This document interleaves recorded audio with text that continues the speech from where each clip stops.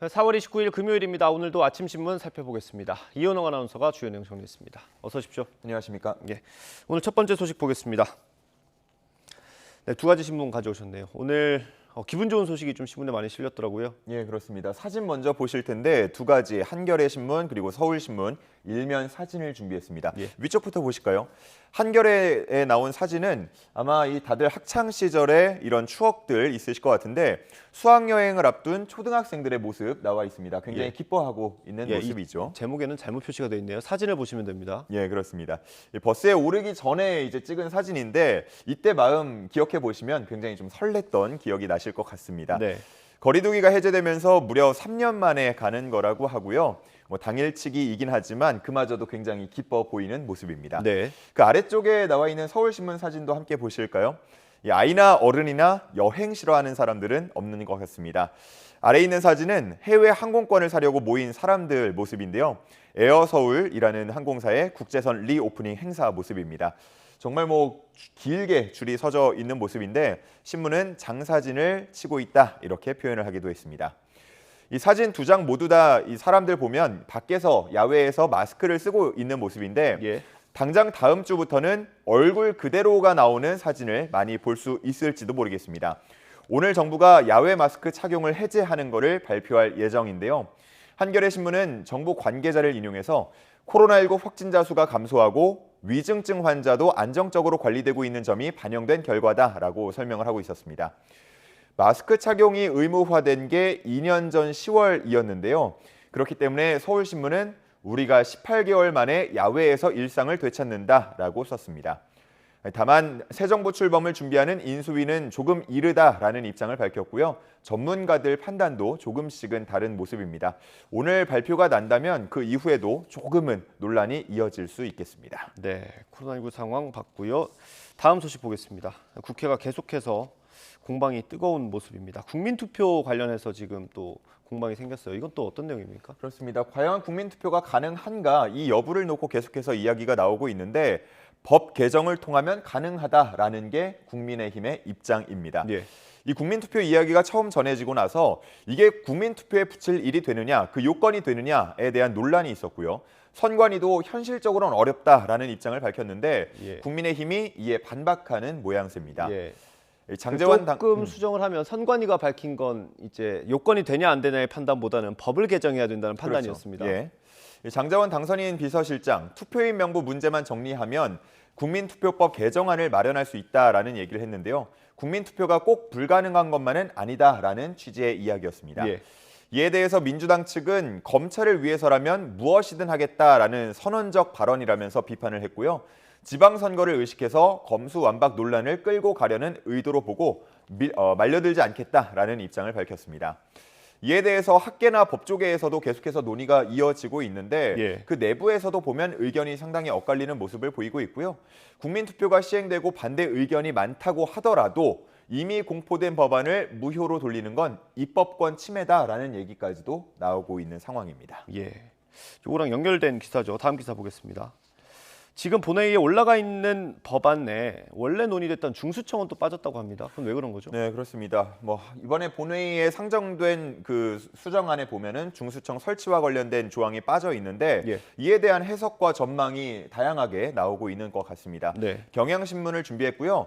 이 기사에서는 중수청 설치가 이루어지지 않으면 결국 경찰의 수사 범위를 늘리는 수준에 그친다면서 검수완박이 아니라 검찰 수사권을 절반만 박탈하는 검수반박이다라고 썼습니다. 네. 이 중수청 설치 조항이 빠진 걸 두고 일각에서는 민주당이 법무부 산하로 들어갈 중수청 설치를 내심 바라지 않았던 거 아니냐 이런 시선을 보내기도 했는데요. 네. 민주당은 이를 불식시키고 또 국민의힘을 압박하기 위해서 사개특위 구성에 나서는 모습입니다. 하지만 이에 대해서 국민의힘 불참 입장을 밝히고 있기 때문에 향후 강대강 대치가 이어질 것으로 보이고요.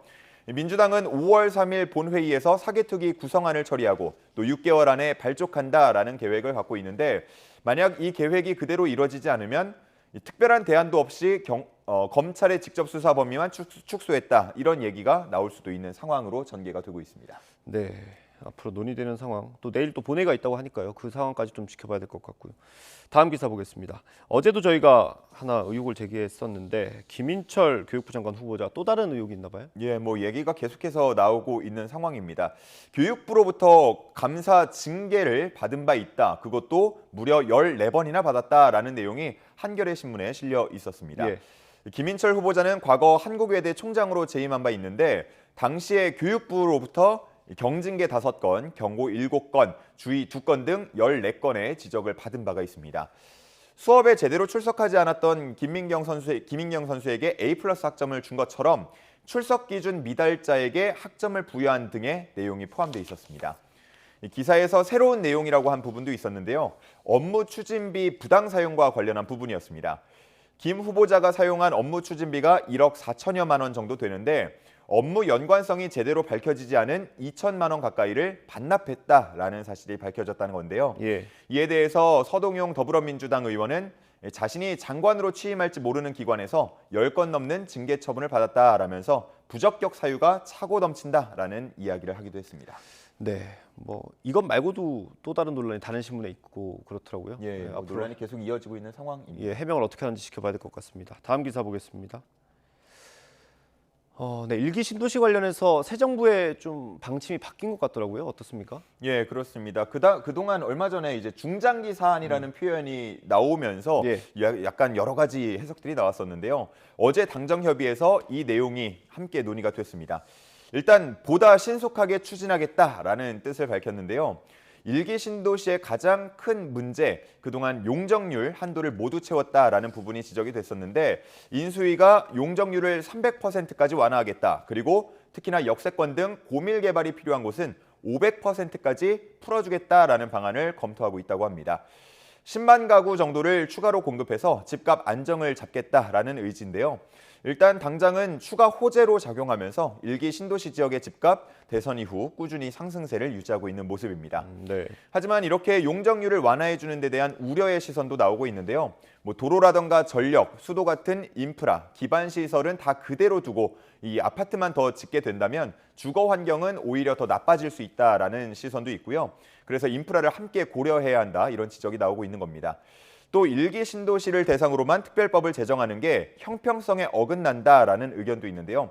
서울에는 뭐 30년은 훌쩍 넘어서 40년, 50년 된 아파트가 재건축되지 못하고 그대로 있는데 일기 신도시만 규제를 풀어주는 게 맞냐 이런 논란이 이어지고 있습니다. 예, 또 부동산 시장에 또 앞으로 어떤 영향을 미칠지도 관심이고요. 다음 기사 보겠습니다. 최근에 이제 기업에서 횡령 사건이 굵직한 것들이 여러 개 있었는데 이번은 은행에서 돈을 관리하는 은행에서 또 횡령 사건이 있었습니다. 예, 그렇습니다. 우리은행에서 무려 6년 동안 600억 원을 빼돌린 사실이 뒤늦게 알려졌습니다. 네. 내용을 좀 요약해서 전해드리면요. 과거 우리은행이 한 기업의 매각을 담당한 바 있는데 이 기업이 이란의 가전업체가 이제 인수하기로 했습니다.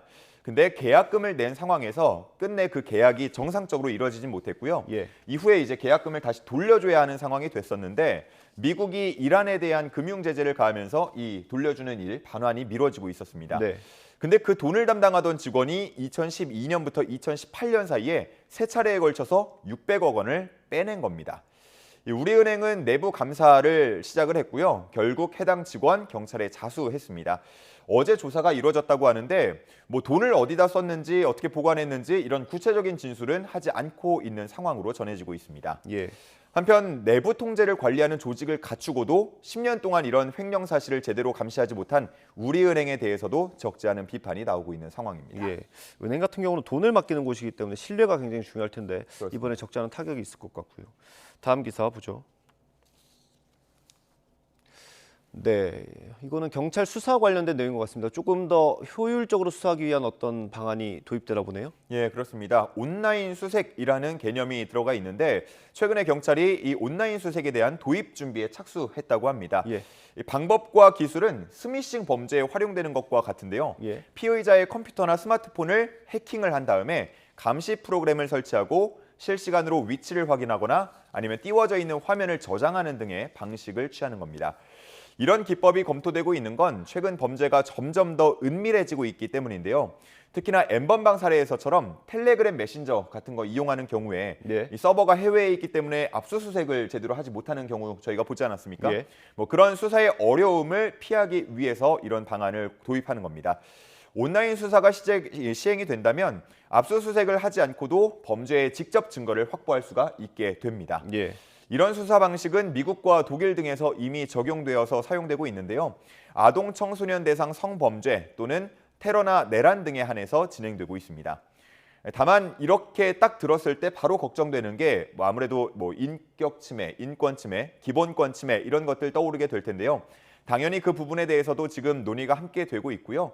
반드시 정당성과 또 투명성을 담보할 제도적 장치가 마련되어야 한다라는 데는 이견이 없어 보입니다. 예, 뭐 기본권 침해 같은 논란도 있을 수 있을 것 같고 법원에서 이게 증거로 채택이 될지 이런 부분도 좀 고민을 해봐야 될 것 같습니다. 예. 다음 기사 보죠. 네, 러시아가 이제 유럽 국가들의 이제 에너지 공급을 차단한 곳이 있는데 그걸 놓고 지금 각국에서 좀 입장이 좀 다양하게 나오더라고요. 네, 그렇습니다. 지금 서울신문 준비했는데요. 함께 보시면요. 이 기사 그 중앙에 그래프가 나와 있거든요. 예. 이쪽을 한번 확대를 해주시죠. 2020년 기준에서 유럽 각국의 러시아 천연가스 의존도가 나와 있습니다. 라트비아나 체코 같은 데는 100% 가깝게 나타나 있고요. 여러 나라가 적지 않은 의존도 보이고 있는 모습 확인하실 수 있습니다. 예. 중간에 보면 유럽연합 27개국 평균도 나와 있는데 40%를 넘어선 모습 확인하실 수 있습니다. 이러다 보니까 러시아가 루블화 결제 요구를 했을 때 따르지 않기가 상당히 예. 어려운 상황인데요.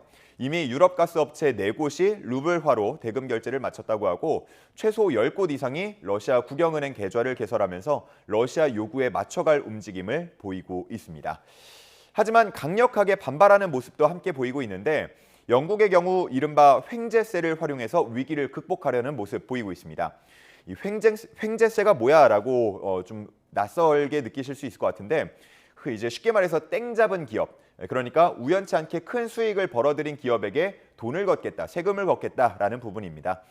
전쟁 여파로 유가가 상승하면서 이득을 본 기업들이 있는데요. 이 기업들 횡재세를 내거나 아니면 에너지 공급에 대한 투자를 늘리라고 주문하고 있습니다. 한편 미국은 에너지 수출을 확대한다면서 맞불을 놓고 있는 모습인데요. 다만 본격적인 수출 확대 2025년 이후에 가능해서 당장 지금의 문제를 해결하기는 좀 한계가 있어 보입니다. 네. 이외에도 공공수영장 온도를 2도씩 낮춰서 가스 사용을 줄이기까지 하면서 유럽 국가들 다 대응하고 있는 모습 보여주고 있습니다. 이 신문은 러시아산 에너지가 유럽 국가들에게는 마치 생명줄과 같다. 그렇기 때문에 언제까지 보복에 맞서 싸울 수 있을지는 미지수다 이렇게 보고 있었습니다. 네. 전장 상황이 구체적으로 알려지고 있지는 않지만 그 서방에서는 이길 수도 있다 이런 기대감이 있는 것도 같더라고요. 조금만 더 버티면 될 것 같습니다. 네, 오늘 마지막 기사 보겠습니다. 네, 반려동물 관련된 기사네요. 유기동물들이 이제 안락사되는 경우가 되게 많은데 그걸 좀 예방하기 위한 그런 곳인가 보네요. 네, 그렇습니다. 입양이 되지 않아서 안락사 당하는 유기동물들을 막는 시설이 지난 2월에 만들어졌다고 하는데요. 예. 성남에 문을 연 성남시 반려동물 돌봄센터입니다. 이곳은 유기동물들이 새 주인을 찾을 수 있도록 돕는 역할을 하고 있는데 이 기존에 있던 동물보호센터를 보면 한 1년 6개월에서 2년 정도 입양이 되지 않는 반려동물들은 안락사 절차를 밟게 되거든요. 예. 근데 이곳은 끝까지 돌봐준다고 합니다. 유기동물들이 눈치 보지 않고 주눅들지 않도록 또 좁은 케이지에서 가둬두고 생활하는 게 아니고요. 예. 작은 방을 마련해서 지내도록 했다라는 점도 특징으로 꼽고 있었습니다. 또 이외에도 2-3시간 정도 반려동물을 맡아주는 임시 돌봄 서비스도 제공을 한다고 하고요. 예. 배변 훈련 같은 행동 교정 프로그램도 앞으로 진행할 예정이라고 합니다. 유기동물 보호와 입양을 더 원활하게 할 수 있도록 민간 위탁에서 공영 사업으로 전환을 한 건데요. 나중에 시설이 더 커져서 더 많은 유기동물들이 이런 보호와 관리를 받았으면 좋겠다는 생각 들었습니다. 예, 좋은 시설인 것 같습니다. 다른 지자체에서 이런 걸 좀 벤치마킹하면 더 좋을 것 같고요. 네. 오늘 말씀 여기까지 듣겠습니다. 고생하셨습니다. 감사합니다.